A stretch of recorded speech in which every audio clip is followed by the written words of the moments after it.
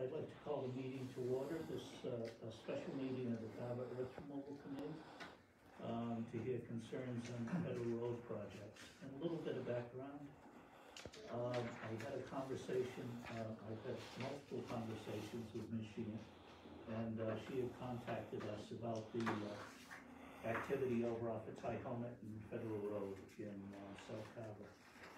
And we had spoken about it, but she started to address specific issues of increasing truck traffic and the danger that there was an accident, and all of this, along with the quantity of removal and what had been going on over there. To that end, I knew that we should have a review of this and be able to hear Ms. Sheehan's comments together as a committee, rather than just having them directed at myself. But what I'd like, she then, as she was mailed out Friday afternoon, the request for enforcement, thank you, Meg, to get this down so that it's something that we can deal with. I then forwarded this to all of you, and we haven't had a conversation about this. And our purpose here tonight would be to, if you can help us understand, articulate to us, Ms. Sheehan, the issues that you'd like us to address. And in going through this, I see a lot of this there are gaps in the Earth Removal Committee's bylaw, and it would be good if we address them on large-scale projects such as this.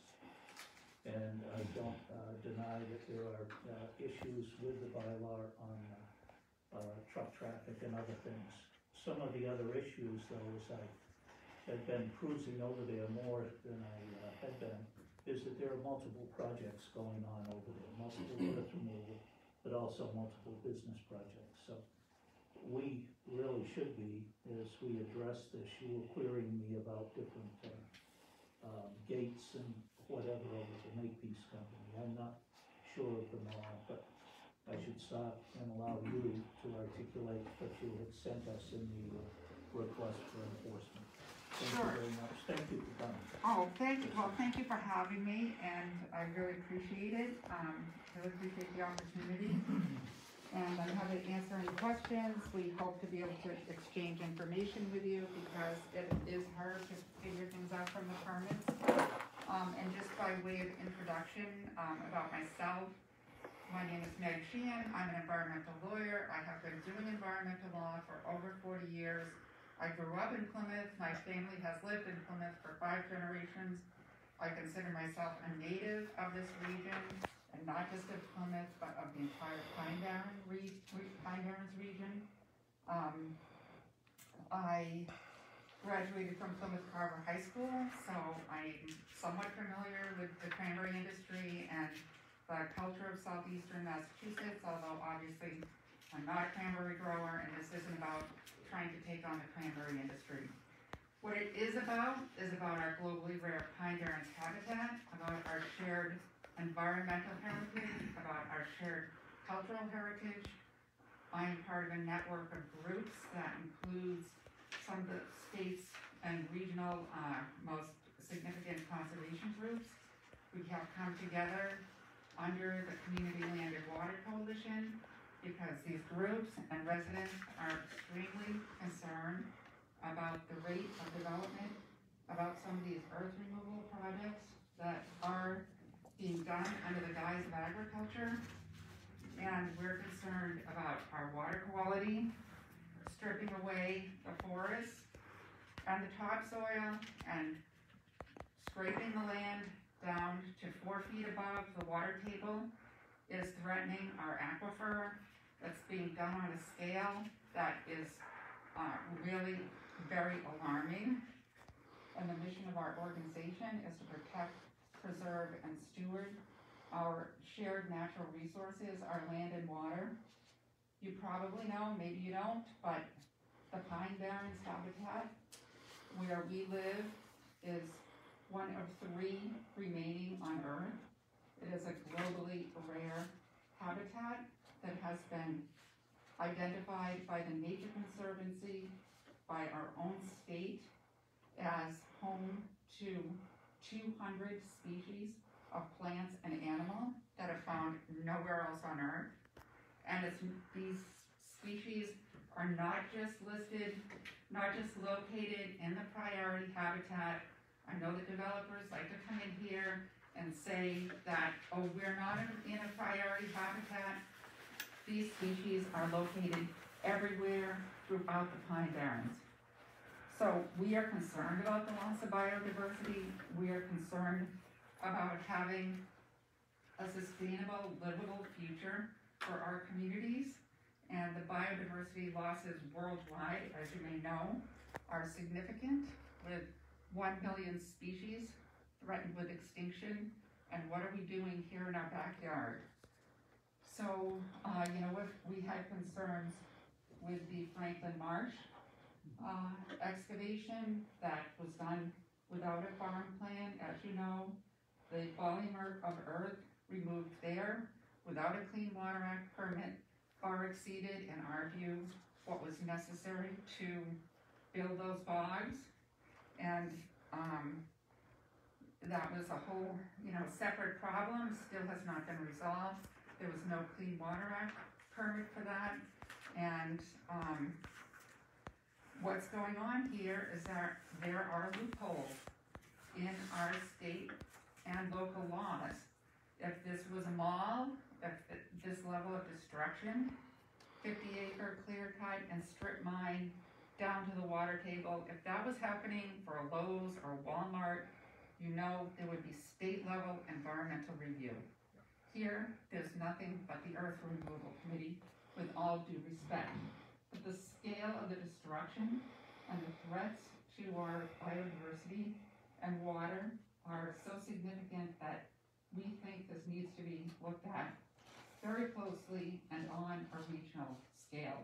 So, we would like to hear from you an explanation of what this project is.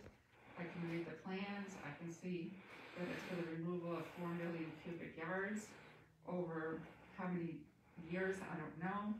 I don't know what the process is after they finish the first phase to come back and try to get permission for the second phase. I have been hearing from residents whose houses are 150 feet away from this. Once these projects get going, everybody's up in arms. And then they call me. I have clients who call me and I'm like, it's too late. Here, it's not too late to make a difference with this project. These people are not going to be happy in their condos and beautiful townhouses on Acorn Road when they see those bulldozers coming 150 feet away. And they have to endure the noise and the clear cuts and the earth removal and the trees and houses shaking. You know what it's like when they remove the stumps and they grind them, and this goes on for day after day after day right in their backyard. This is not going to be a pretty situation once this gets going. So I'd like to know, what is the status of the project? What else is going on down there? We had an accident on March 16th. Truck hit a pole. I got the police recording. The person who witnessed it was driving on that road with his granddaughter in the car. I can play it for you. I have it on my computer. He said he drives that road every day. He's terrified driving the car with his granddaughter because the tractor-trailer trucks loaded with sand and gravel are going so fast that it's dangerous. And that's not the only person that I've heard say that. If there's more than one site going on there, would like to know what's that all about. As you know, at Golden Field here, Makepeace excavated that out over the last Golden Field Pond, the same area here. So this is just an expansion of that. That was excavated, I don't know what, as agriculture, strip mine, commercial mining operation, I don't know what. So they're expanding that into what, another 100 acres? And so Golden Field is now a solar farm. I haven't looked at that permit, but does that say it was for agriculture as well?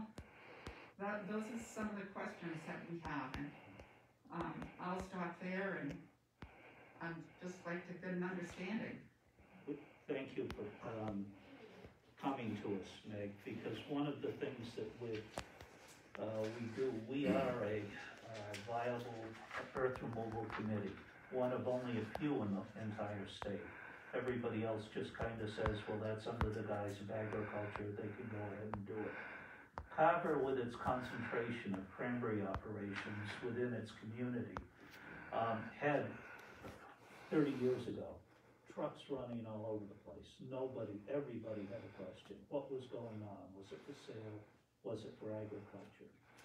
To that end, we constructed a bylaw, and this was going to bring order to the community's earth removal projects. In 2005, we modified the bylaw slightly, and Tom Riley had reviewed the bylaw at that time, and I actually, after Tom Riley lost the office, Martha Coakley had sat me down and wanted to review it. She was down this way. And one of the things she cautioned me about was not to impinge upon agriculture's right to remove this. And we've been arguing for years about bringing order to the chaos that was in the past, where people were just digging holes all over the place and allowing it. With a large concentration of farms, our goal has been to bring order and be able to have residents that are non-farm coexist with farm operations, of which sand is an essential part. I am a cranberry farmer. That doesn't mean I'm the fox here in the hen house. It means that I care about my community and that I want to come and bring order to what was not a very good process. So some additional history. We go back to digging holes in the ground to put sand on the cranberry bogs for back 100 years on my farm. It's a necessary evil. We'll move material around all the time. So our goal has always been is to allow citizens to coexist with farm operations that are some of the largest in the country in this area. And we are imperfect, and we try to be as good as possible in working with the neighbors. It pains me to say that you're getting calls that I'm not, because if anything, we've prided ourselves on being receptive to the community, to the citizens in the community, to make certain that we would work with them. The project that you bring up was well attended by neighbors from Deer Hill Lane, Cranberry Village, and we requested an input from all of the community. Makepeace had sent out abutters notices to all of the people, and it was our last open meeting. This is the next one where we're hearing about the project. After we approved it at the school, we adjourned and we've done some Zoom meetings, but this is much better. That was well attended, and the people from Cranberry Village had participated in that. We had the Makepeace Company. I think you were getting some of the pictures where we wanted to have good line of sight. Safety is paramount with all of these, and I'm in constant communication with the police chief, not constant, but the chief knows to call me if there's a truck issue that a citizen has called him about, and I'll deal with it if it has something to do with that earth removal permit. And we're not above setting up the state truck team, and we've probably done this 2 or 3 times, and had the truck team come where the trucks are coming from out of town, picking up material and then going on. The in-town operations, such as Makepeace, where they ferry material to an ag operation, it is a closer knit. It's not having people coming from Boston down. They will ship material. The addition of the Reed property, the Reed commercial, zoning was changed to that business that was there. And they're a commercial mixer. I haven't even toured the factories yet, but they commercially bring material in, make a higher use product, everything from golf course material to material for the roof. The Patriots the Fenway Park, all comes out of reed. And they make that material, not just sand. And 30 years ago, I had a conversation with Chris Makepeace at the time, and I said, this is nuts. We aren't going to have any sand left if we continue to do something like this. And that got him thinking about doing something else. And I said, this stuff is too good to be going anywhere and leaving the property. Just at that time, the housing boom was going, and everybody wanted Carver sand for septic systems. So conversely to what some people might think, the Earth Removal Committee has been an umbrella to not protect and authorize projects that will run rampant, but to be I guess I'd say, the policeman in the scene, on the scene of all of this.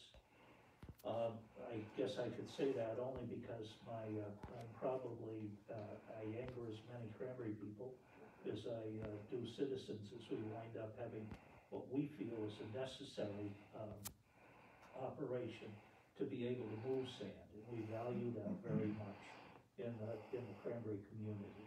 But to be able to move sand for our agricultural operations, and not just for sale or trade as the Makepeace company has it.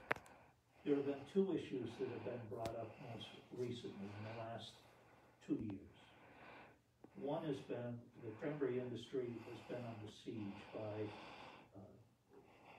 other areas, Quebec, Wisconsin, other areas that have eaten our lunch.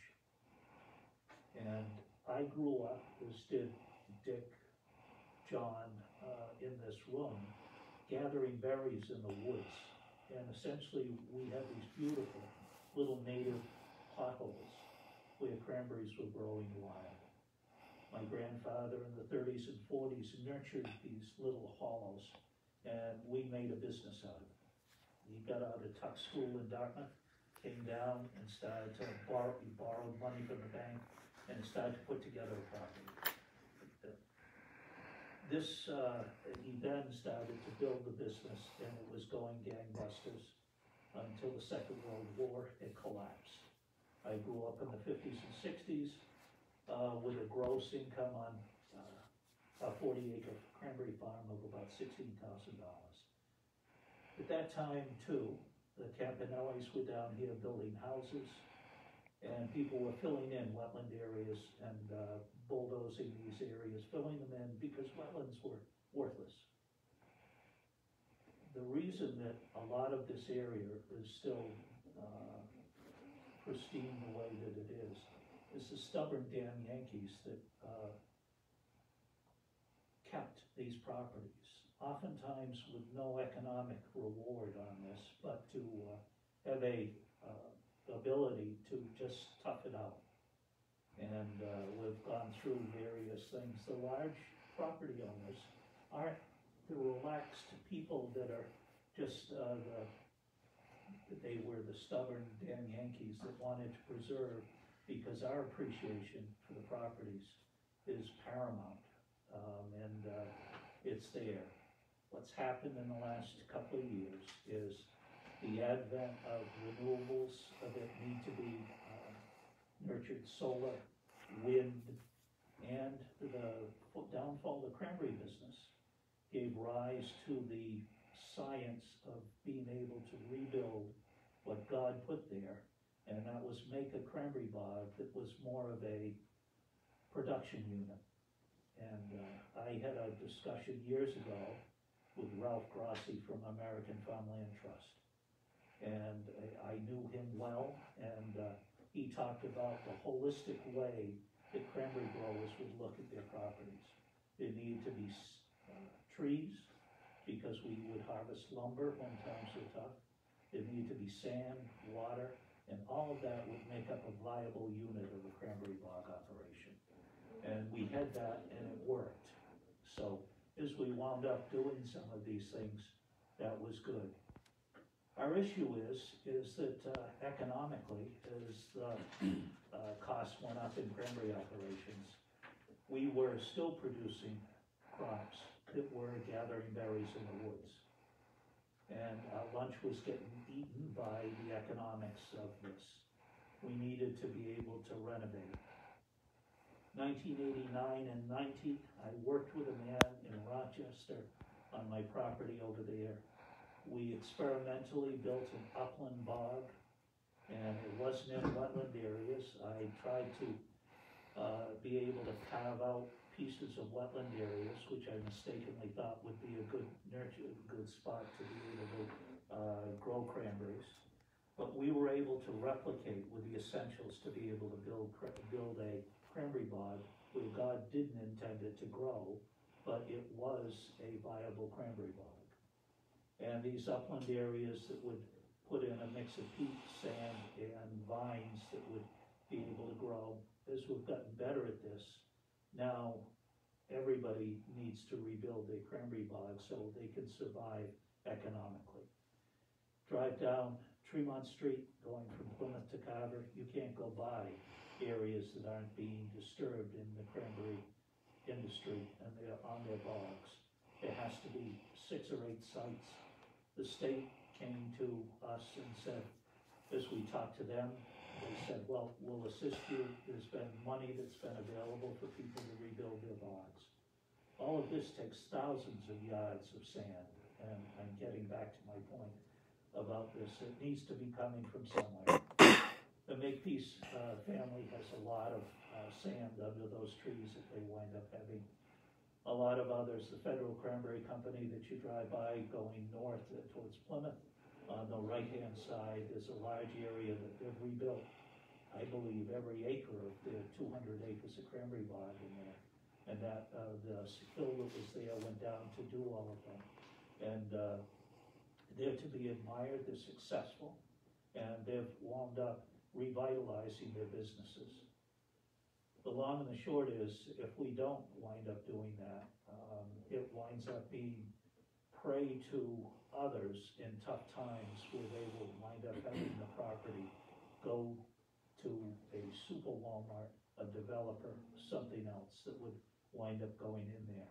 And there's lots of land that we would prefer not to lose to farms, and not to lose to development, and keep as farms. All of that doesn't allow us to have slipshod regulations of what is there for the Earth Removal Committee. And again, I don't view this as a, I guess I'd say an attack. I'm looking at it as a opportunity that we can do better than what we're doing already. And I'd like to be able, that's why as the committee and I go through what you would put down here, we don't have a handle on what is moved for agricultural uses and what is there for commercial sale. We feel we have a pretty good handle. Where the Makepeace Company is right now, and just looking at the figures on the parcel that we're talking about, that lot 130, map 131, lot 1 to 2C that we're discussing. They've taken out about 200,000 yards as of the year end. We expect as they approach the trigger that is triggered by the permit, the end of phase 1 and 2, about 358,000 yards. They'll be approaching that soon.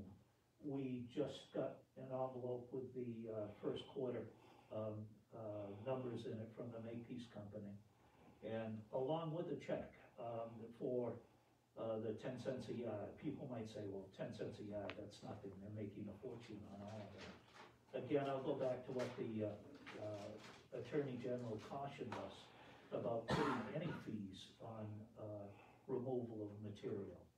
And the community, meaning of farmers and citizens, both said fees should be because the trucks are beating up the roads. And we've turned back, we just got a request. All of the monies that come into the Earth Removal Committee are allocated to the DPW for road repair. We just got a request to repave Ransom Street here in Carver, $108,000. It's not coming from the chapter monies that come down to town of Carver. It's coming from the earth removal monies that are going out to the DPW to fund these local roads. We still spend a lot of time on truck routes because there are old roads in the town of Carver, and I have a citizen in Middleborough that calls me, and he's in Middleborough, just over the line from Carver. And we send a lot of trucks out of the town of Carver as quickly as we can on border properties. That's why when you see the request on the permit on Makepeace's property was take a right-hand turn. Where does that go? It goes out of the town on a rural road with not going down Cranberry Road. If we said that take a left-hand turn and you go down Cranberry Road, we would prefer to see the trucks go into the town of Wareham and exit by Mill Pond Diner and then access the highways that way. And that's what we requested on the permit. And we talked about that, and we're sending them out. Back to my man in Middleborough, his road, as soon as you hit the town line, is crappy. And he said, "You have great roads." And I said, "Yes, because we've been using the cash from the Earth Removal Committee to supplement the chapter monies that are there." Strictly infrastructure. Yep, it's strictly infrastructure, nothing else. It can't go to team jackets, unfortunately, for the high school, but it does go back to the roads. And that was the concession that the farmers made in paying these monies and to the town. Makepeace, without any numbers in front of me, contributes a lot, as does Federal Cranberry Company and others that are there. And we have approximately $200,000 in the account. It might be approaching 258,000 was the last number that I looked at. It's been collected as fees, and it builds up, and then it goes into the community back to the DPW that will approach us about what roads and what they're going to be doing. So it is, I won't say that we've gotten everybody involved in this, but they have an appreciation for some of this going through. Doesn't mean that trucks have any right to beat up the roads. It doesn't mean that they have any right to operate unsafely, and they know that. The truck team and Mark, the police chief, will be right on top of sending cars down. We take into consideration on more, I guess I'd say, urbanized areas where there's school bus stops and everything. We limit the trucks that can go by, and we won't have them operate during those hours when there are school buses picking up and dropping off kids during those hours.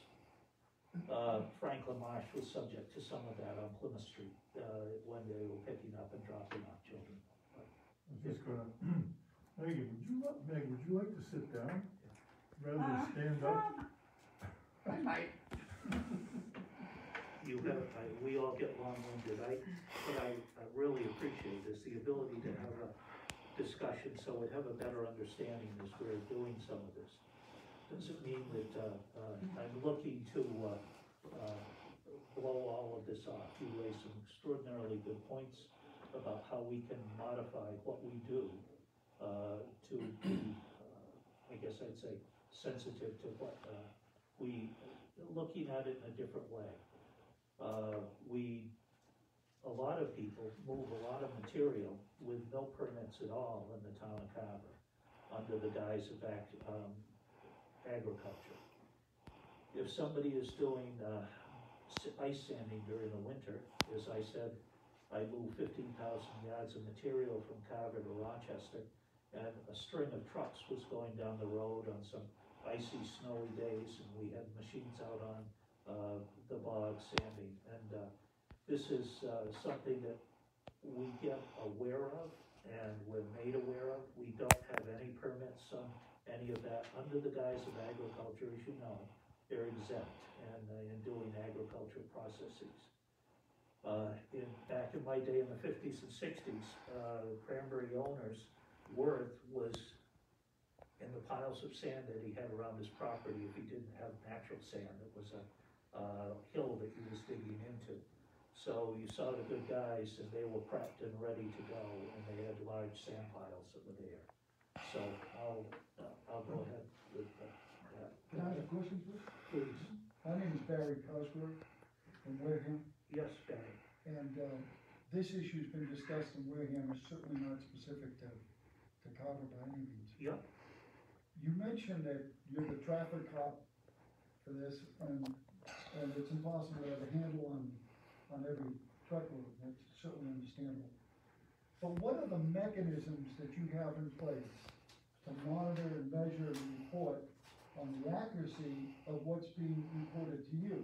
You mentioned you get a report, you get a check, but what do you do to verify those reports?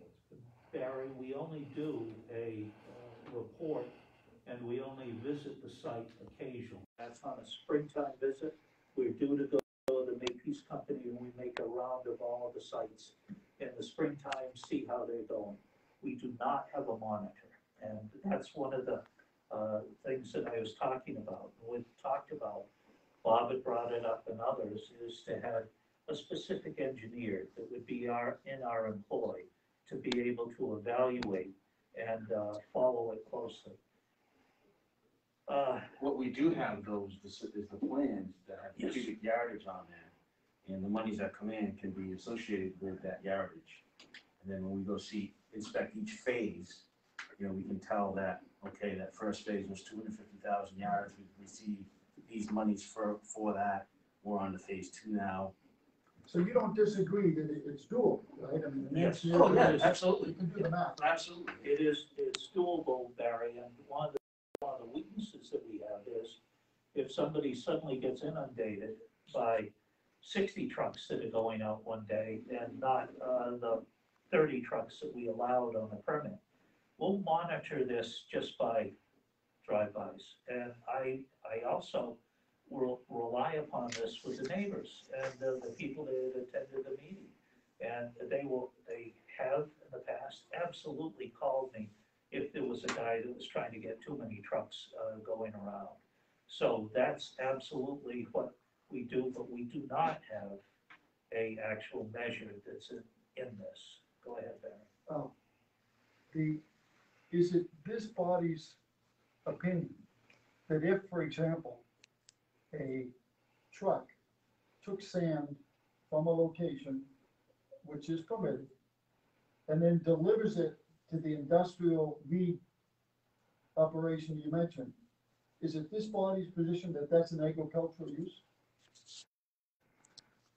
No, not talking about the meat Yeah, facility. not if it's going to the. Not at all, right? facility. No. No, Because it's a commercial operation Right.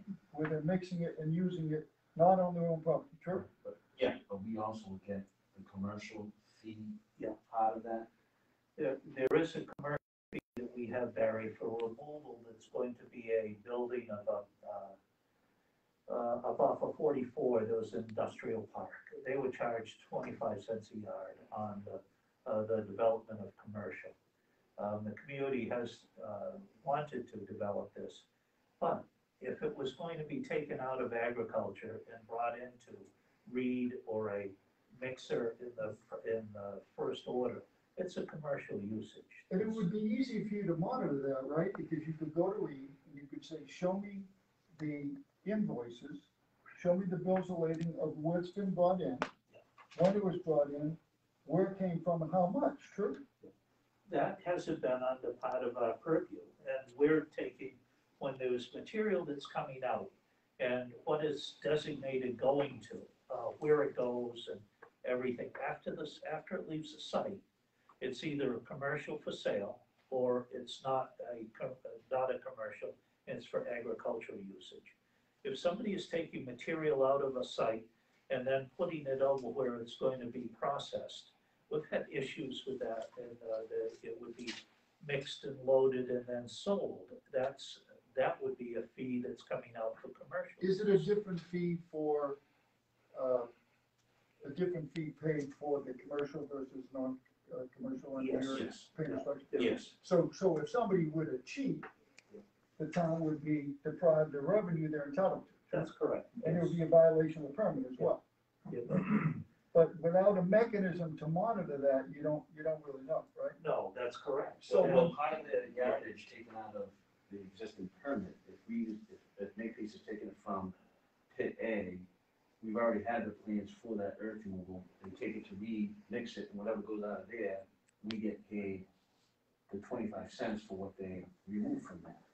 In theory, that's what would happen. So We've you been would get told, two payments of the year? I'm No. sorry to ask some. No, straight up, we've only had just one. agricultural payments. But in the example you gave. Right. Where, if I understood you correctly, I'm sorry if I didn't, they'll take it out of the ground. Yeah. They'll move it off-site to Reed. That's if they take it from their pit, they may be having stuff coming in outside of their pits also, you know what I mean? They get it. Part of that is the truck traffic that's going in. Meg, you mentioned to me, gate 25. And, the Makepeace Company, I found it this morning. I was curious about, what gate 25 was. 24, yeah, 25 was, I think. 24. 24. 24. Okay. 24 was where the hoop houses are on the other side, and that's at Reed. Another way of entering and exiting. In the discussions with Makepeace, we asked them to find an exit in that area, right in that bend of the road where there was better line of sight than just everything at the scale house, where the Reed scale house is, where the Reed sign is, and the Reed sign. So they exit trucks, and there are trucks going in, bringing material in to Reed. We don't have any purview of what Reed does, and as we would over a cement company that's bringing material in and mixing it up and taking it off somewhere. This gives rise to the misnomer that everything is earth removal, and it's all oftentimes these cranberry guys. Well, all of the Massachusetts, almost all of the Massachusetts cranberry crop goes right down Cranberry Road and over to the Ocean Spray facility.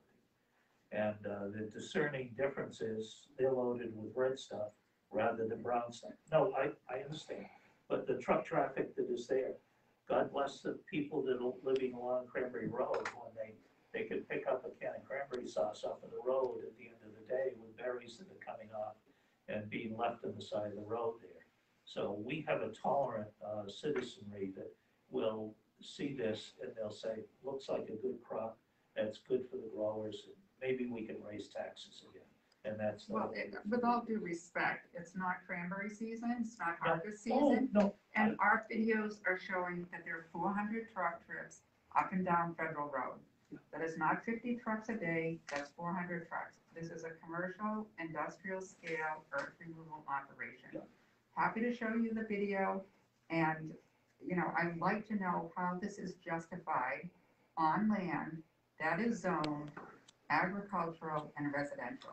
This is an industrial scale earth removal activity. It has nothing to do with agriculture. As I pointed out in my letter, Makepeace has mined 6 million cubic yards out of Plymouth under the guise of putting in new bogs. If they would like to build new bogs, perhaps they could use the land that they've already strip mined in Plymouth. It is extremely hard for us to understand why it is necessary to remove one of the highest hills around and excavate down to groundwater in Carver when they've already done it all over the place. And when they did it in Golden Pond last time, as I mentioned, that's not being used for agriculture, that's being used for an industrial scale utility. So, you know, people want an explanation of what is going on here. Taking sand and soil from these pits, going down onto the highway, selectmen in Wareham are following trucks, citizens are following trucks. This is not an agricultural operation. So how are you letting this happen on agricultural land, on land zoned residential? The zoning and when we had discussed all of this and did the bylaw, essentially we were given that this was going to be an agricultural operation. And this was, not under the guise of agriculture, but it was agriculture with a sales twist. So this was going to supplement the agriculture operation that was there. So they will sell some sand to be able to build cranberry bog. The end result of the removal in these projects is the cranberry bog. And that's an agricultural operation. But That's not what happened on Federal Road where there's a huge solar farm. That was mined out for solar. Isn't it easy to do the math? I mean, you guys know this better than us. Isn't it easy to do the math?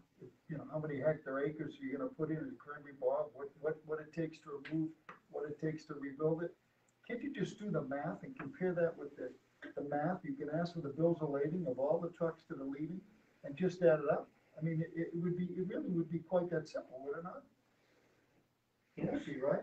But that's not been done, right? No, it's not. So how about this? You got $250,000 that you earmark for the roads. Why don't you use some of those funds now to hire an independent firm, qualified at this stuff, who can add and subtract, because it's really that basic. Now, council here will confirm this, that the chairman of Makepeace, or the CEO, I believe, was, pledged in a public meeting in Wareham just a couple of weeks ago that he would give a full accounting of all of the earth that was been removed from a couple of sites over there to verify that it was for agriculture and it wasn't gimmickry. We've asked for when the date will be, we haven't got it yet, maybe you can give an update on that. But maybe this commission could do the exact same thing and say, hey, look, a lot of citizens are asking these questions. Citizens are following trucks into sand pits, sand and gravel operations out of state. I mean, isn't it really time to say, hey, look, maybe time out? We need to get our arms around this, because they're not gonna stop digging and making money until you guys do something. But we went, Barry, from a cottage industry of cranberry farmers sanding their bogs to A massive, highly profitable operation, but now it isn't, because the other states invented vines that could grow more berries.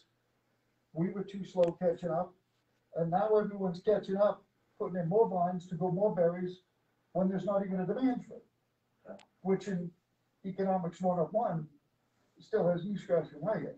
In our businesses, we don't ramp up inventory when demand is down, right? So the only thing that could explain that would be that the subsidies to reform your bog are worth the money. So it's really not a economic solution. Is it really good for our community to be building more bogs when there's no demand for the berries? And to no less, strip all the sand away, not put bogs in like you said you were gonna, and then sell it as an industrial operation. Well, another TikTok ad, and it went up $10 a barrel. And so there has been an increase on returns that was a 25% increase on the return on cranberries. And just recently, along with the incentives to grow double the amount of fruit if you rebuild your bogs. And so there is this push to be doing it, along with the solar predators. I mean, I just, the solar people have made all kinds of deals with everybody and their brother to do these large-scale solar farms. And the state and everybody else is encouraging this. And I would...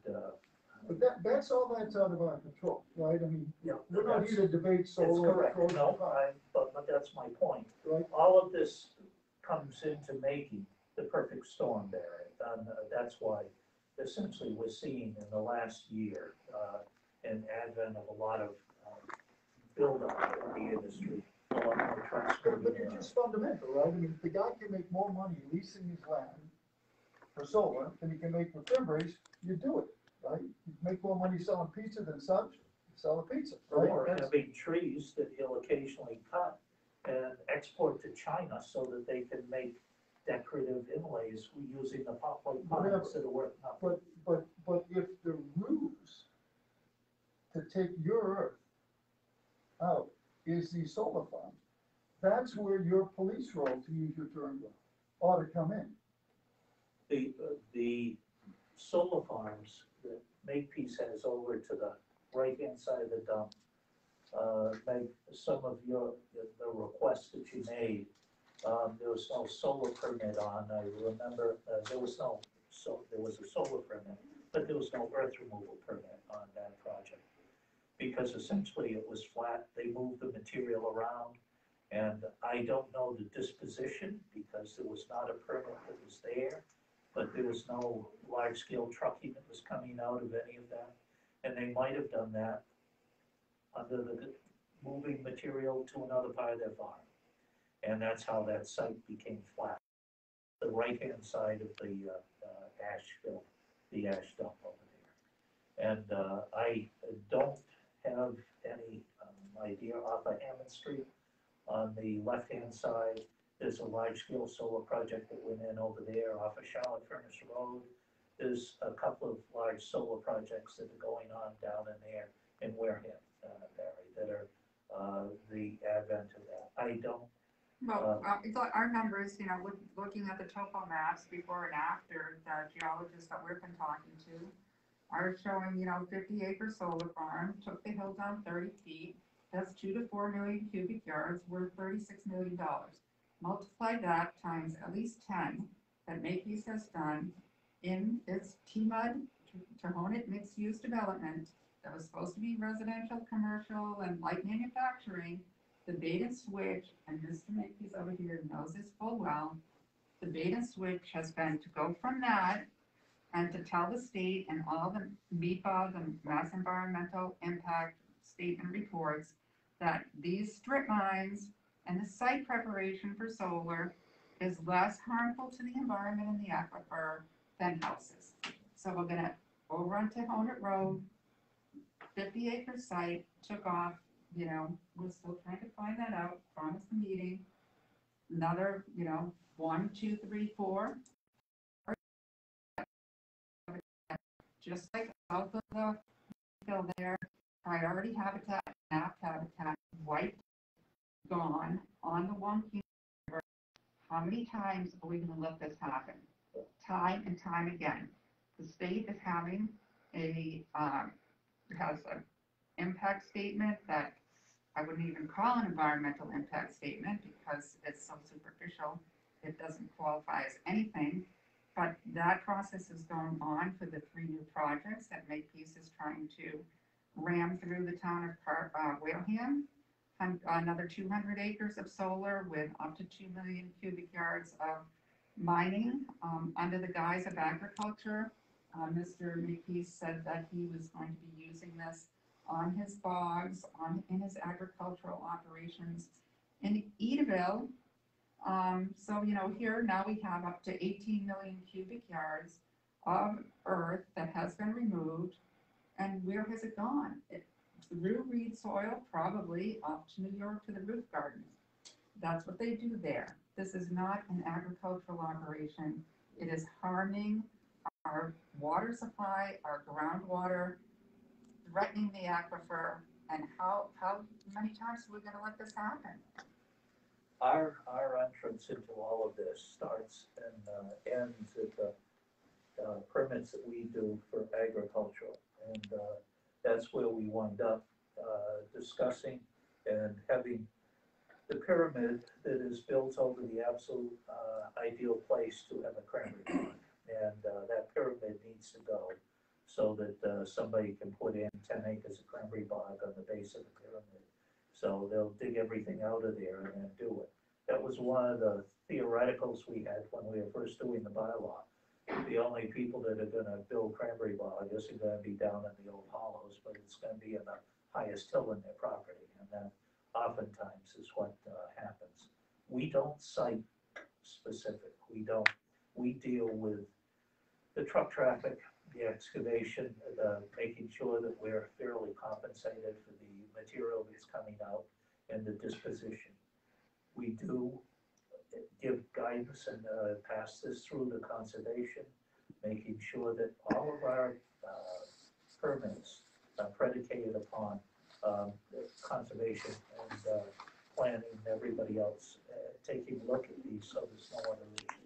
But conservation, just like you, has to rely upon the veracity of the applicant and the compliance of the applicant, right? I mean, we all could approve a permit, it looks like it's perfect, but if Okay. somebody takes away 10 million cubic yards when they're only supposed to take away 1, then we got a problem, right? But so if everybody takes the view of, well, you know, our job is to check it out and give the permit and then it stops, you know, what? Do you what have purpose the is actual it serve? acreage too, that you said that they suppose they rebuilt? Do you have that figure too? The rebuilt where? Well, when they take the sand out and they replace it with new bogs and stuff, do you have that actual acreage that they've rebuilt? For this site here? For any site? No, because Oh, he no. has it over there. Okay. That's what we're, that's. So what I we're- can tell, I'm but I just- can tell just you, curious if you had that literature on that. No, And because- the capacity of the aquifer, when you say that, do you mean, they're digging in it? so, you know, I'm sure as you realize that the topsoil and the vegetation filters the water and Yes. allows the aquifer to recharge. Right. So when you strip it down to 4 feet above the aquifer, there's less filtration. So when you multiply that by several hundred acres, or however many acres have been strip mined across the Tohonet mixed-use development area, you know, what is the impact of But that? I think the state's actual code is 4 to 7 feet filtration, correct? Right, you can dig down like, Right, so are you talking about that 4 to 7 feet that they're taking out, or are you talking about above that? that's a really good question, because, no, we don't have that information, that's not Okay. available to the public. Right. But To go back to your point though, however, Yes. you know, I understand that you're saying that you narrowly, you know, your authority is somewhat narrow, is how you view it. You know, on the other hand, you know, somebody presents you with an application under oath and it doesn't pass the straight face test, or there's questions, you know, such as this comment by, Jim Kane and this letter, June 15th, 2020, you know, on this particular project, you know, why this area for cranberry bog and why seek an earth removal permit? The area allows us to build a state-of-the-art upland farm. It will be close to the ocean spray receiving area on Federal Road and will provide sand to our several farms in Carver. So all of the 4 million cubic yards is going to their farms in Carver? Did anyone ever question this? Well, the 4 million yard permit that, we have, there, that's what the plan is that we have, that we've already received Right, monies for. right, So, it's a 7-phase plan, however. yes, but as we go through, as we finish the first phase this springtime, we go back and take a look at it, and then we'll, permit the rest of the next phase of the project. So where's, you know, how do you verify this claim when someone comes in with an application that says we're going to provide sand to our farms in Carver? That would be an agricultural operation. That's right. Sending it up 495 or down to, you know, we've been following the trucks all over the place. Everyone has. It is not going to their farm in Carver. Well, It is going to an aggregate mixing. Okay, I don't believe that out of the map 131, lot 12C, the large operation right opposite or near the Ocean Spray plant and off of Federal Road there's any guys that all of that was going to operations that paid us for the commercial removal of that material. But this is what he told the neighbors. We will provide sand to our farms in Carver. Well, they probably are. That's part of that is the handle that we need to get. If they're providing sand to other farms in the town, as people are rebuilding. That's not what he's saying. He said, we Well, plan to move sand to other make-use logs You're for gonna have to agricultural ask Jim. purposes. I don't know what he's saying. I know what's happening and where it's going. You do? Where? Yes. Well, there's a disposition of that. I don't know with any degree of accuracy then, and that's my point. We know that there are X amount of yards of material that's coming out per the sheets that we get at the end of the quarter.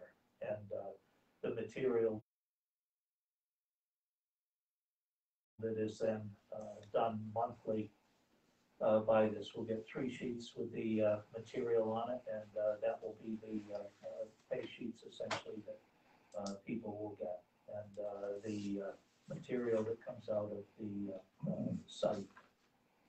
You're referring to the letter that Jim Kane wrote with Right, to the to the neighbors. neighbors? Yeah, June 5th. yes. And similar representations are in other permits. Well, And so just, you know, as to the quantities that are coming out here, so, you know, 400 truck trips a day up and down Federal Road based on our observations and our videos. So, you know, that's 200 trucks, whatever, 18 wheelers, 40 cubic yards each. So 200 times, that's 26 cubic yards each. 26 cubic Yes. yards for an 18 wheeler. Yes. All right, so you want to do the math? 26 times 200 trucks, how many cubic yards? So that's, A I mean, that's day. what you're saying, there's 200 trucks. I don't know. All right, so let's So, just, you know, let's just go with the video and Yeah. what the video says. Excuse me, 18-wheeler is 26, right? Yes, 26 cubic yards. Cubics. So 26 times.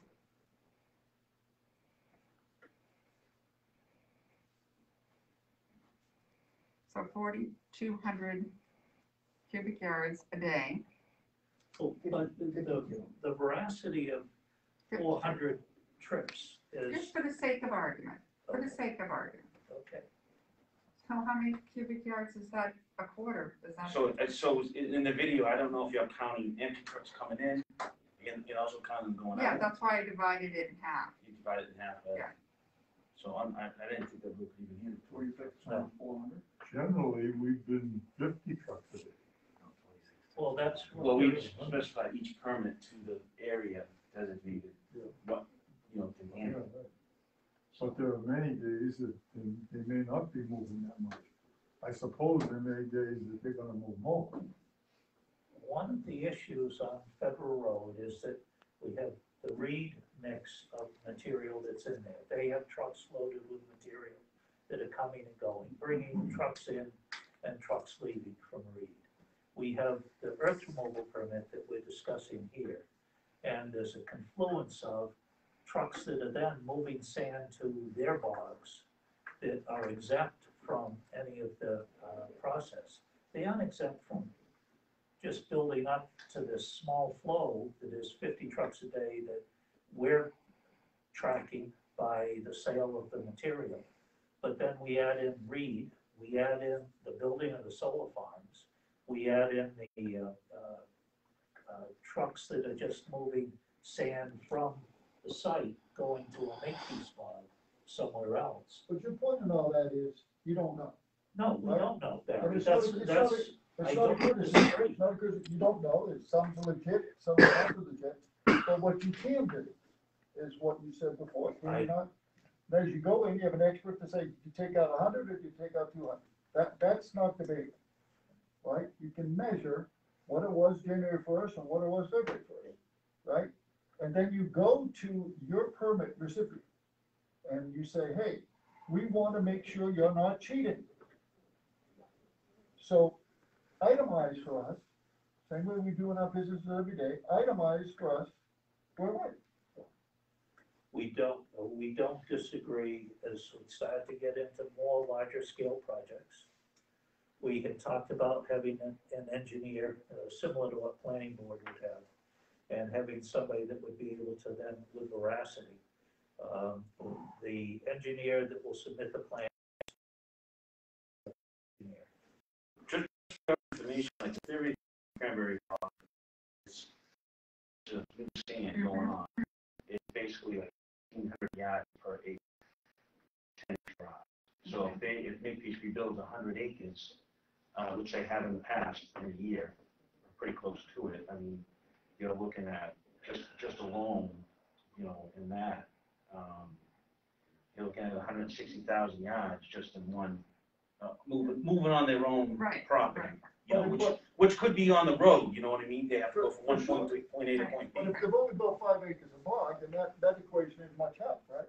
Excuse me? But if they've, to use your equation, and I Right. understand it's hypothetical, if they've only built 5 acres of bog, well, then all those numbers would go away, right? Yeah, but they build more than 5 acres of I'm bog. just But they making- also sell to other cranberry growers when they're rebuilding. And I understand that. Yeah. But I'm just making the point, if you aren't able to verify the elements of your equation. Right. How do you know you're not being cheated? The question, not an allegation, it's a question. Barry, one of the weaknesses that we've talked about here is that we've gotten into larger scale projects. If there was weaknesses, we're dealing with exponentially more yardage that's getting on. Which is all the more urgency, I- right, to do what we're talking about, right? It goes, that's the whole point. It's not your fault, it's become a bigger business. Yes. It's become a bigger business because they can make more money doing that than growing cranberry. Yeah. That's the reality. Part of it is we've gotten larger in scale over years. When we were a cottage industry, having people with 6-wheel dump trucks that were moving material around, and now we have large-scale operations. All the more reason that the policing element that you mentioned Well- really needs to happen. That's, as we've gone through this, I trust our local police.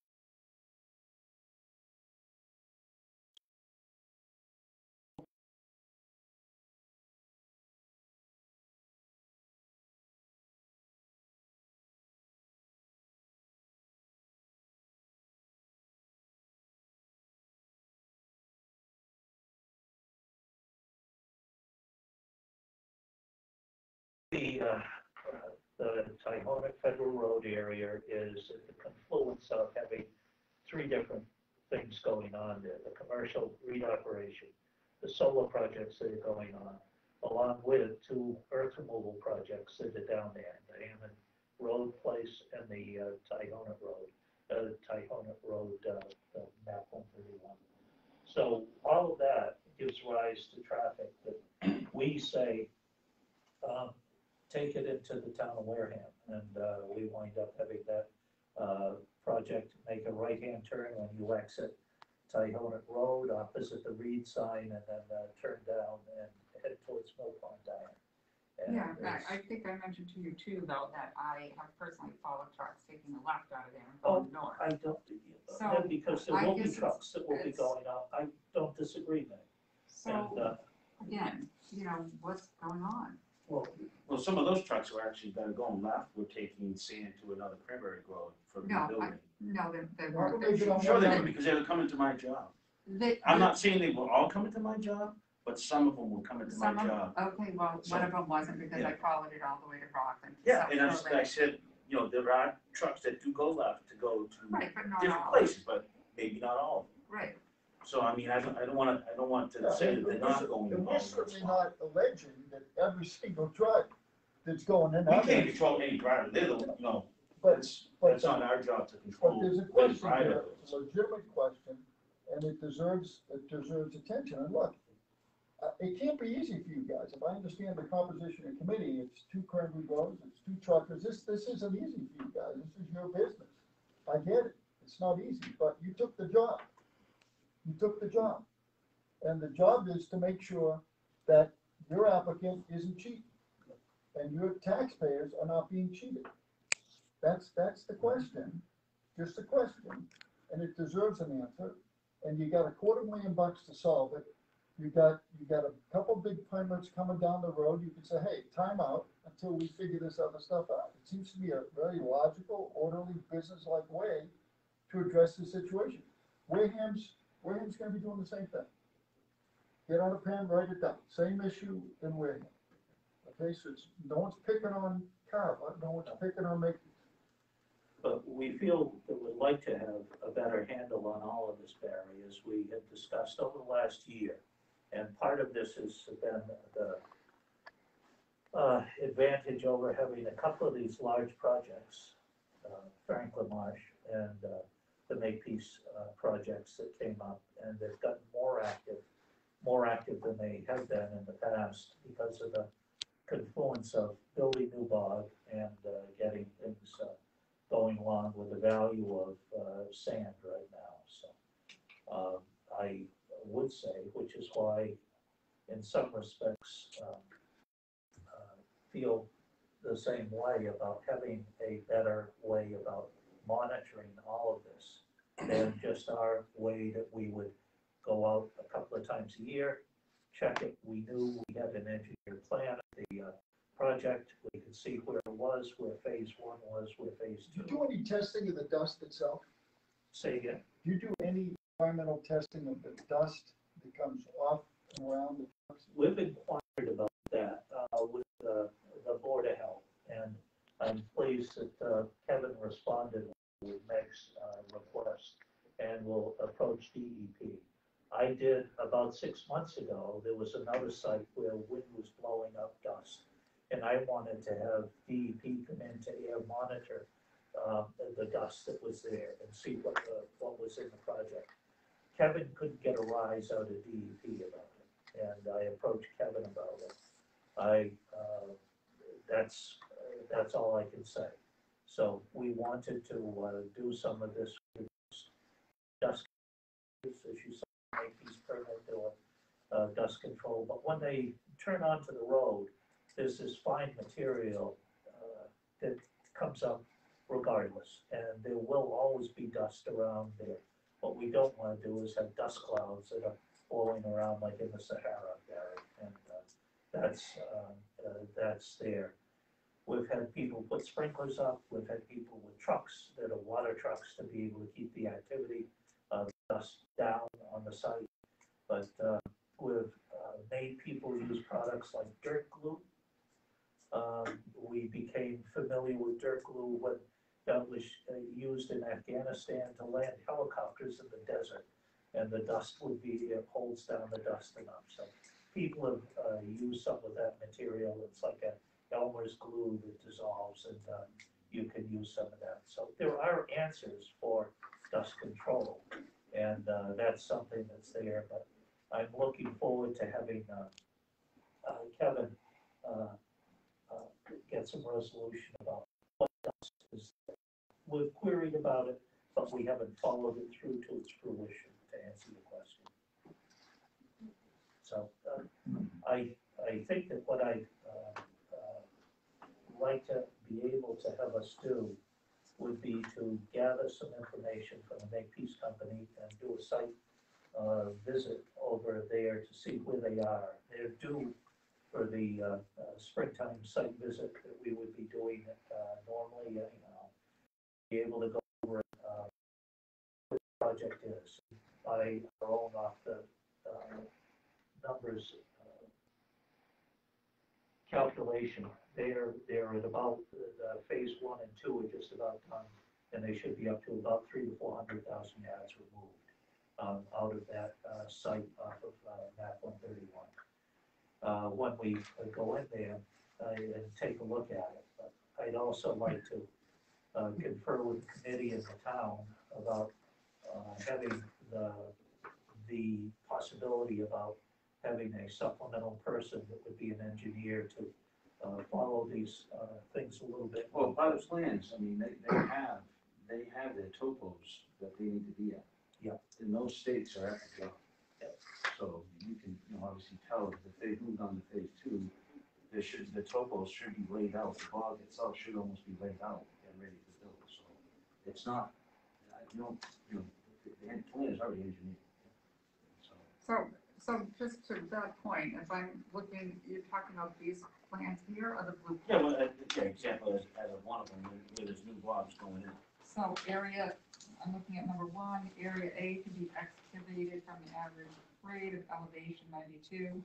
So they would excavate this and then put the bog in right away, or they would wait till they excavated the whole thing and put the bog in? They should start, they would eventually probably start doing it. Depends, every job is different because of access to phase 2 may have to go through phase 1. And then they'll build the bogs backwards, you know what I mean? And they're done with phase 3 or whatever, how many phases we're on, some 4 phases, so. And then they'll rebuild them back out, or they could do it right away if they had access. So this total, the size of the site that's going to be excavated for the 18 acres of bog is? So they're putting in 18 acres, right, of Yeah. bog, Right. And they're going to excavate out what area? How much total land? Well, the bog is 18 acres on 19.2, Right, 19.2. and then this one is 15.4. And all of that area No, comprises. I don't think that's the bogs. The, what? Are you I thought- are you looking over here, the proposed cranberry bog, it says? Is it map 131, lot 1, 2C? I'm looking at this 5/20/20 map, which is the only one that I was able to get. But as I recall, it was You could take a peek at this one if you to want. build 18 Yes. 18 acres of bogs, This is the correct? same. To build 18 acres of bogs, right? No, there's more than that. Well, no, I think it's 18. all the applications say 18 acres of bogs. Well, it says 19.2 in the plan. All right, 19.2, but no, that's just for phase 3 excavation area. So phase 1 excavation area is 17.9 acres, phase 2 excavation acres 15.4, 19.2, Two. and then 8.8. And then over here, phase 5, 15.5. 15.5. And then, And then just the tail one up. so that's So, how many acres for 19 acres of bog?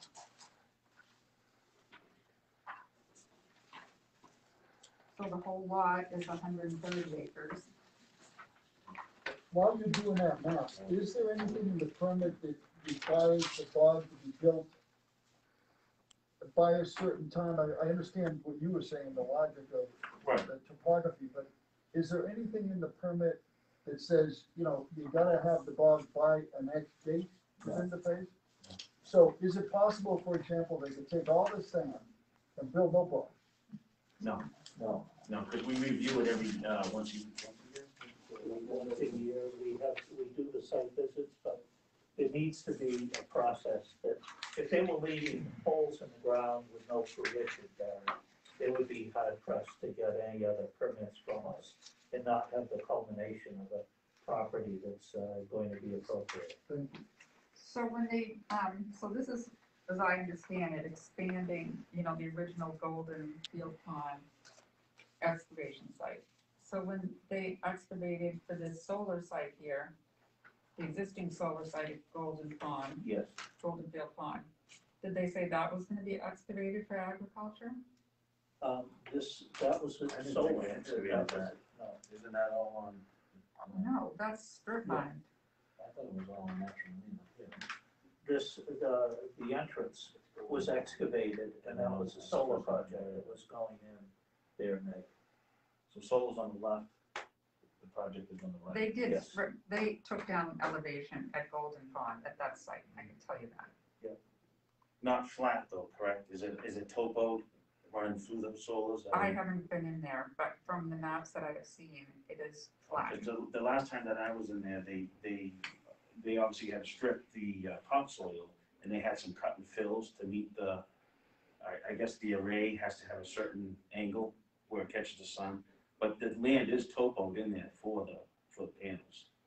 The last time I saw So it, how much was removed for there that? was nothing removed, it was cut and filled on site. Okay, I guess that's not what But I. that's not under us anyways, because they didn't have a permit for that, they didn't need one. We're to the right hand side. So they originally said that was gonna be solar, so they didn't have to have an earth removal But they permit? didn't, yeah. They never said it was gonna be bogs. No.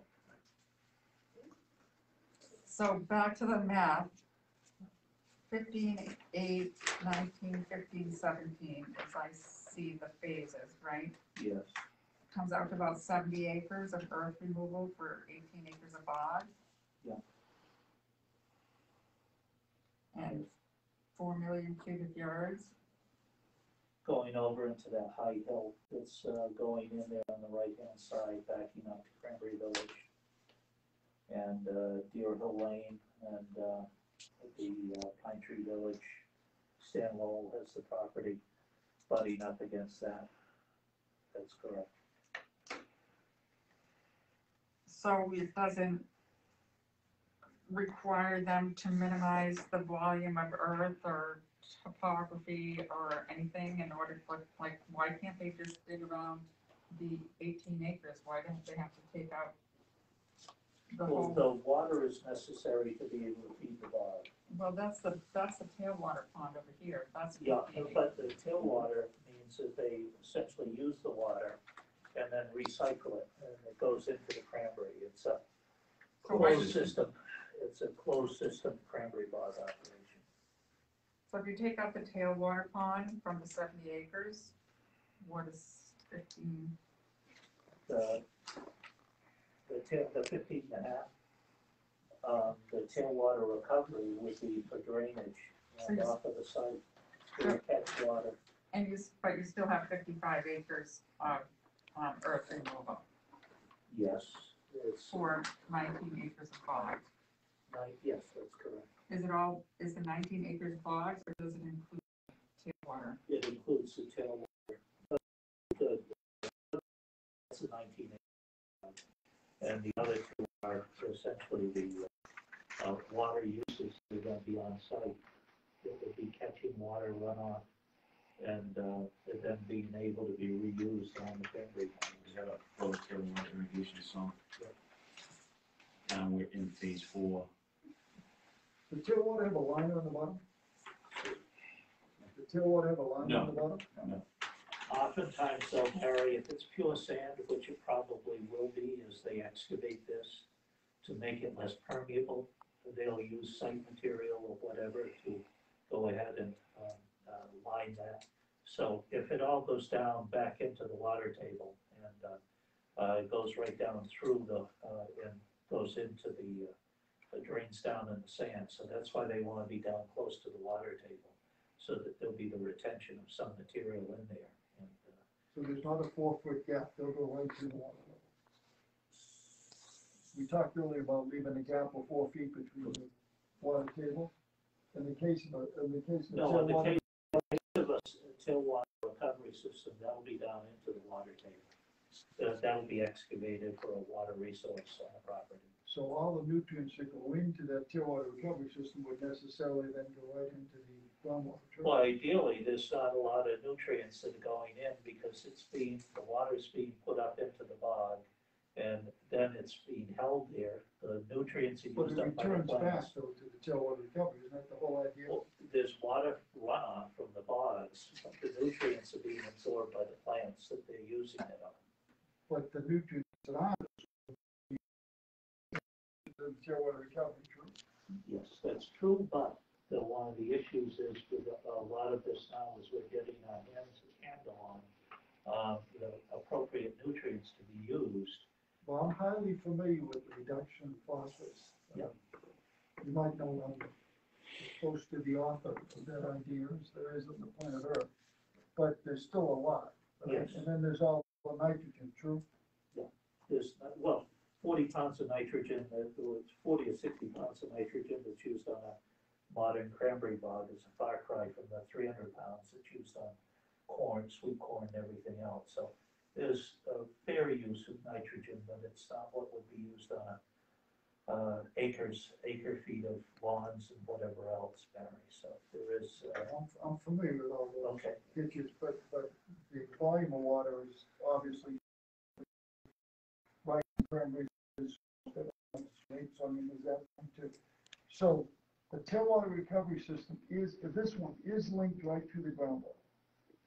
It is down into the groundwater. It's in that area there. Yes.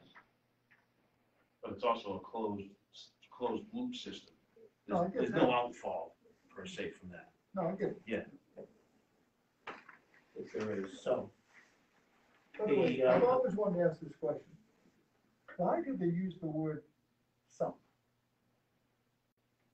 Again, You mentioned the term the sumps. Oh, the sump over here, the So sump, why do they use that term? I just always wanted to ask that question. don't know. I don't know. Yeah, that's an engineer, that term. Because it doesn't really some, right? I mean, it's part of the controlled flow system, but I've never understood why there's something there, sidetrack. Meg, you see the area that comprises the excavation.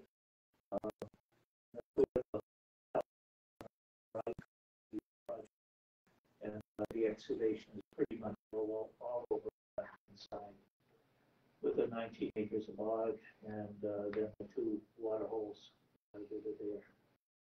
So the project, there is going to be, when I by there this morning, Eversource was at the entrance, putting up some poles and wires, and that's going on at the present time. There will be solar in there also. At the existing solar site on the map, is that what you mean? Yes, the solar site that's on the, off of the road that's there between sheet 3 and 4. Right, right. That's the existing solar site that's there. So our concern has been the project on with the map and the proper orientation on the left-hand side. I'd like to make certain that what I'd like to do to have a discussion about this is we'll get up to date on what the Makepeace company is doing on all of these projects and ask for inventories of the material and what they are on all the projects. I'd like to have the committee, will go out and do some site walks on all of this.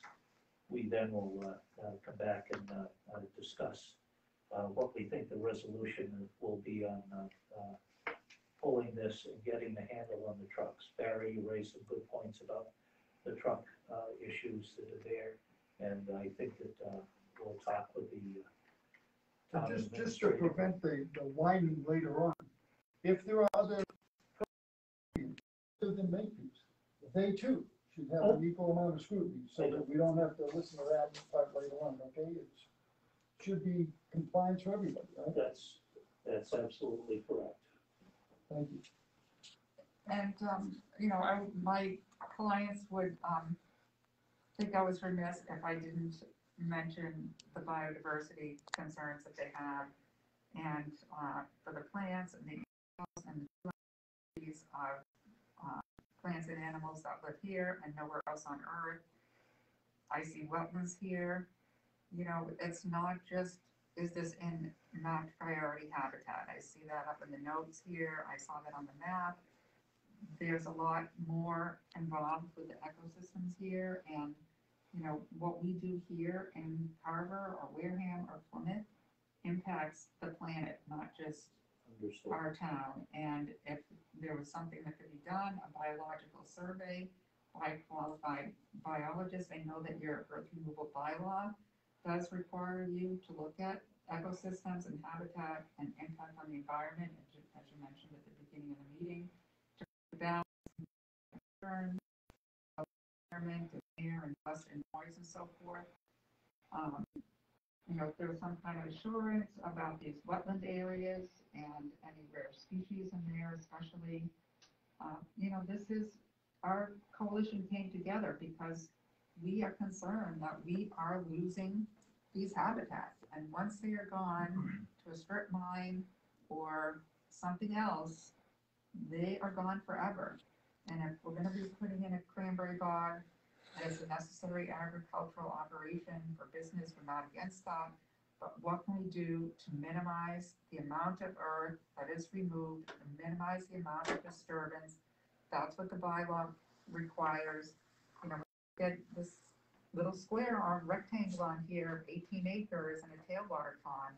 Is it really necessary to excavate out 4 million cubic yards? And could this plan be drawn another way to minimize the impact on the environment so that we can have clean water? We can all have biodiversity. We can all have wildlife corridors that go from Carver down to Plymouth and up to Miles Standish. That's. We don't disagree, Nancy. Okay, well, it would be great if, there could be like maybe an explanation about that. Why is it necessary to excavate out this much? Maybe you could have another meeting after you do your inspection, a public meeting where people could come in and hear what the results of the inspection are, and like try to understand more about the plans and why this huge volume is necessary just for those bogs. It's necessary on this site because that's where they chose to do it. And Right, but when you look at it, what, okay, you need a road to get in, but do you really need to excavate out the whole 17 acres and the whole 15 acres on phase two? You know, what, could that be minimized and not just taking down the entire place? It's the opportunity that the Makepeace folks have decided that this is what will make the right sense for them in building 18 acres of bog and removing that amount of material in the calculation that they had done with this. We don't have essentially the, I guess I'd say, site to tell them to go over here and do some of this. I'm not saying that you would do that, but maybe you could ask some questions, or maybe have an independent engineer come in and say, is there a better way to do this? A lot of it is based on the water and getting the water to the bogs. You can, but it would be costly to pump water 30 feet up, you know, to the bogs to irrigate. So you can you make a No, channel you- instead of I'm just taking trying down to the give whole, you- I I'm trying to- get what you're saying. Yeah, Can you make a channel instead of taking out, 2 million cubic you would, yards to get? you'd still have to pump into that channel and then pump into the bog. It's, But I think. and the point- engineers Yeah. are the ones who figure that out. And you're both right, but I mean, I think the point that may be trying to make is, hey, look, let's just pretend we got 100 acres, right? And 50 of it is flat as a desert, 50 there's a mountain. But the grower comes in and says, well, gee whiz, I only want to build the 50 with the mountains. I mean, you don't have to be, Aristotle to see that, well, gee whiz, I got a whole other business here versus putting it right down here where you don't have to pump the water, where gravity still works. I think you get the But point. at the same time, being not have any money, and look at it, okay, if I lower this one, I'll have enough money to rebuild that 50. I'm assuming, that's how, not everybody has their pockets lined and just, there's resources on site to compensate. I mean, that's how I would do it. Well, I need $1 million worth of sand and gravel, right? So 9 million cubic yards is worth $9 million. Does it really take $36 million to build this bog when your cost is zero except for when you need But the. it may not just be about this bog, though. I can't get into what Makepeace's rebuild programs are, what it takes to function 2,000 acres of producing bog. I don't know, you know what I mean? But Well, they've got, several hundred acres of solar fields, and again,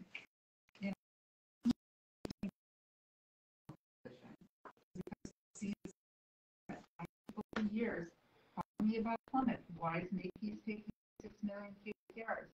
That it's been flattened, so why flattened somewhere else supposedly already flattened over here? Can't we this really need this? Well, I mean, every entity has its, ups and downs. I mean, I could call that same person and say, why did the developer put 100 houses in your neighborhood instead of 10? Right? I mean, I could say the same thing. I mean, I understand what you're saying. It's a give and take thing, and got to find that natural balance in the middle somewhere, I would say. I don't. Well, it's also, does it pass the straight face test to say, I have to do this for an economic reason, to strip mine this, to build 18 acres of bogs, when I just strip mined over here and made whatever, $36 million over here, and told everyone that 100 acres was gonna be bogs, but it's not, and they're still sitting Or you have there. a pricing structure, right? I mean, if I were you guys, the first thing I'd be thinking about is pricing. So if the guy comes in, and it could be anybody, and he wants to take the hill when he could build it here, then his cost is X plus, right? You turn it into a revenue opportunity because, we're talking some serious dollars here. So that's something you really ought to also think about, right?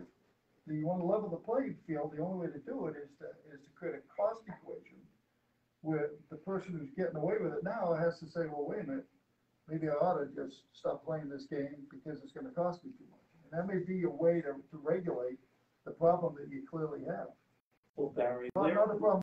Barry, we're confronted by people who bring in plans to us, and they say, this is what I propose to do. And it's up to us to review this and then take a look at it and see, does this make good sense? And when we wind up doing this, it's not ours to question if he wants to put it over here and take material, which will fund the project. I rebuilt 27 acres of cranberry bog in Wareham. It was existing cranberry bog down behind the ball fields. And the ball fields in Wareham on my farm. At 27 acres, because of the infrastructure that I needed, better dikes, a little bit of a reservoir, a water hole, was $2.1 million. It'll take me a lifetime to recoup that $2.1 million that I had done and invested in that property. You can see these right off of the highway from just before the exit in the country. And when I was done with that, I had people, family tell me, those logs are doing good. They're doing 180 barrels to the acre. It's nice early logs. We're doing 300 barrels to the acre now, but it'll take me a long time to recoup that. But that is 100-year log. That's the next level that people need to be getting to be able to have a viable cranberry business here in the future. If we don't do that and we rely upon the bogs that are wonderfully looking, I love these small pieces of bogs that are next to the river, going down through the wee Antic, but I don't want to do that. That's not a right place for bog. It's in the upland areas where we can take bog out, keep it contained, keep it as a self-contained, and make that what this one shows itself to be is a bog that's dependent upon water, and the water is right there as a resource. And they'll use that to just, that's how the bog will operate. That 19 acres of bog, by the calculations, will be able to exist on their water source that's down there. And as they go ahead and rebuild that, that's what is the bog of the future. I think that's what Makepeace talked about, the stuff in Plymouth as being when they excavated that material there. Seen it, I run around other people's bogs, but we had, I've had people come over and visit mine, and as we visited other bogs that are built to state of the art in doing this. It's not, my grandfather would never have recognized any of these bogs that we're doing now. But that is the only future that is going to be, allow the cranberry business to stay in this place. If not, my farm would be going to a super Walmart or whatever else is going to be there. And I'll be damned if I would prefer not to be seeing that. So it's, there's a takeoff on all of this. We aren't paying our people $3.85 an hour when we're doing this anymore. As costs go up exponentially. I have a $250,000 automatic farm system that is going to help turn on the pumps so that I don't wind up having frost. I used to go around and start all the pumps by hand and lose some of the crop every night. This would modernize the agricultural infrastructure that's necessary to be able to sustain the industry. And we don't want it to be at the expense of the properties that we've guarded for generations here in southeastern Mass.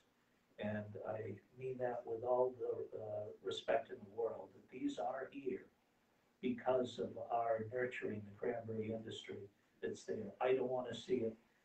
It pains me to see dust and dirt and everything being done. I look though at the bogs that have been completed. You drive in a little ways on gate 24 and 25, and about 20 years ago, the Makepeace company had rebuilt those, and one of the guys over there had taken me in and said, you know, we're getting 600 barrels to the acre on this piece of cranberry bog right here, and that's going to be able to sustain the farm, and it's we need more of that, and we need that to be able to sustain the business. I'm not making excuses for the Makepeace company at all, but the part of the fact is that when the Sam Adams Brewing Company is innovating their products that are there, we're doing it in a natural environment. We have to be more careful than just buying new brewing machinery from Germany or something to be able to do this. And Meg, I like to think that the cranberry farms take a lot of what you're saying in consideration with what's going on. It's where I don't want to be characterized as despoiling Mother Nature and doing that when we're so closely guarded our properties and not laying them to waste.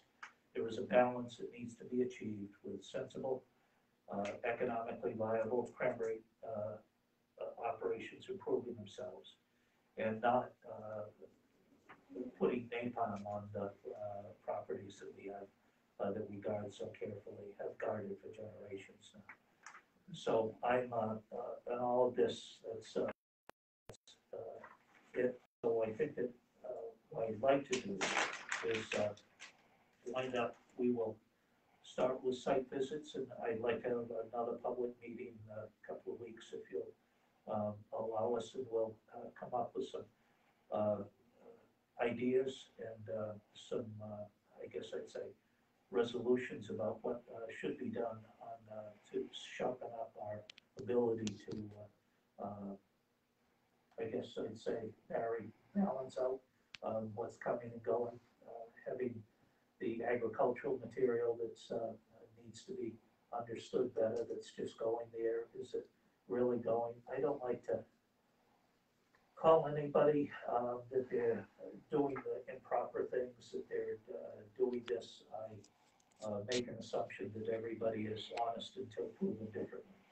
So I'd like to think that the companies that we deal with, not just the Makepeace Company, but all are trying to do things on the up and up. And but I can also be too trusting, and that's why trust but verify is the way that we talk about things. So I think that we will talk with the town hall people here, and selectmen and others who have our support, because we essentially have brought, it was very much chaos in what was here, and it still is in other communities. And some just shut it down. Kingston and others just won't allow you to move any material, and in some respects it's great.